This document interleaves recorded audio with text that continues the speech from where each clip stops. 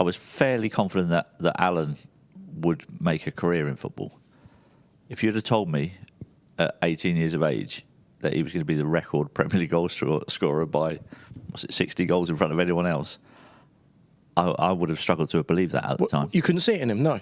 Not to that level. Right, but you knew he was good enough to make it. I knew he had a mentality. He had a really strong mentality about him. Physically, he didn't mind a battle.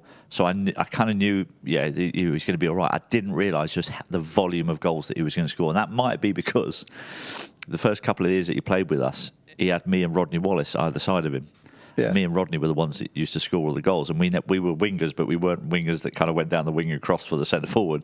We were wingers who used to come in all the time. Alan used to do these runs out into the channels, and he ended up being the one that was crossing it in for me and Rodney to go and score the goals. So that Shearer celebration we all know and love, did he not ever practice that in the mirror as a youngster, or was that a later on thing, or you didn't allow him to do it because he didn't score enough? He didn't score enough to have a proper celebration at our place, to be honest. He got so much better when he left us.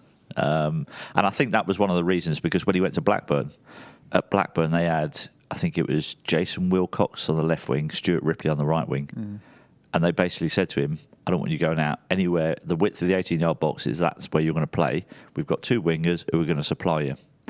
And he just thrived on it. It was incredible to see the transformation in him. The volume of goals that he scored when he left us was just phenomenal. I always remember as well that even as a youngster, I mean, like, I agree with Matt that he just seemed to improve year on year, didn't he? And went from strength to strength, and it's incredible when you look back on his career now. But even as a youngster, like, he was physically strong, mentally strong as well as a young man.